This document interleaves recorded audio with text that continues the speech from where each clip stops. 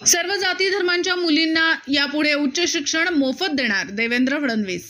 आज आपण महिलांसाठी काही योजना केल्या। यामध्ये नुकतीच मुख्यमंत्री लाडकी बहीण योजना ही योजना करण्यात आली असून या योजनेअंतर्गत महिलांना दरमहा 1500 रुपये मिळणार आहेत।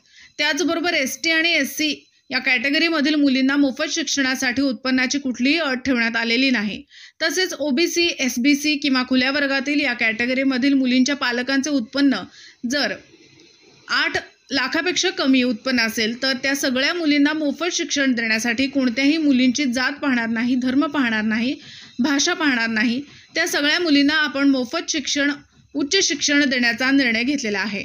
प्रायव्हेट कॉलेजमधील त्यांची फी राज्य सरकारमार्फत भरण्यात येणार आहे, असे सांगून राज्याचे उपमुख्यमंत्री देवेंद्र फडणवीस पुढे सविस्तरपणे काय म्हणाले ते पाहूयात।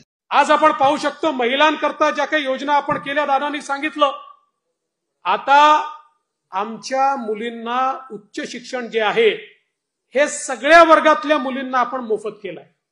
आपण बघा, एससी आणि एसटी आमच्या मुलींना उत्पन्नाची कुठली अट नाही, त्या ठिकाणी मोफत आपण शिक्षण दिलंय।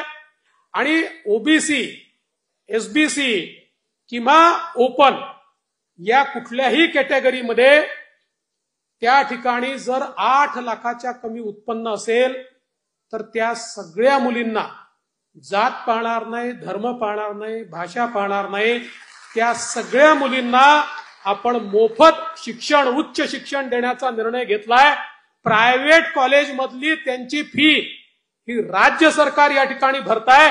आणि एवढंच नाही, 18 वर्षाच्या वरचे जे अनाथ आहेत, कारण 18 वर्षानंतर त्या अनाथांना त्या बालगृहातनं बाहेर जावं लागतं, त्या जो काही आपली व्यवस्था त्या व्यवस्थेत त्यांना राहता येत नाही।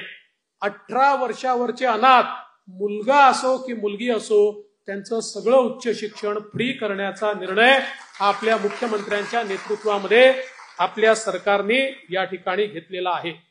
त्यामुळे एकीकडे हा निर्णय आहे, दुसरीकडे महिलांना आपण त्या ठिकाणी एसटी फ्री देण्याचा निर्णय घेतलेला आहे, गॅस सिलेंडरचा निर्णय आपण घेतलेला आहे।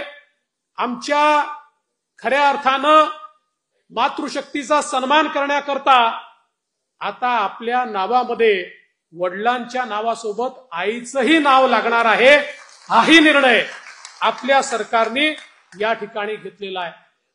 त्यामुळे हे सगळे जे निर्णय आहेत, नारी शक्तीचा सन्मान करणारे निर्णय आहेत। आमच्या बचत गटांकरता रिव्हॉल्व्हिंग फंड दुप्पट करणं असेल, त्यांना वेगवेगळ्या प्रकारचे इन्सेंटिव्ह देणं असेल, इतके निर्णय आमच्या नारी शक्तीकरता घेतलेले आहेत।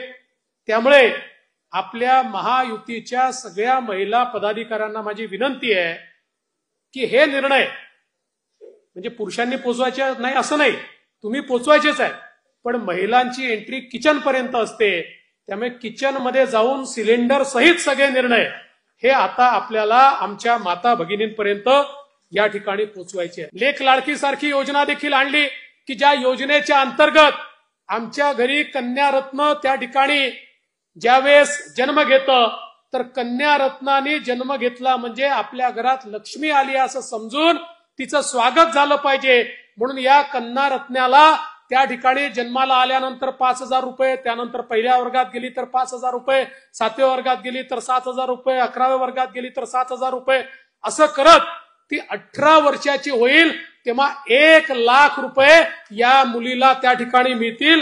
ही देखील योजना आज आपण आणलेली आहे। आमच्या नवीन बातम्या पाहण्यासाठी आजच आमच्या आस्था टाइम्स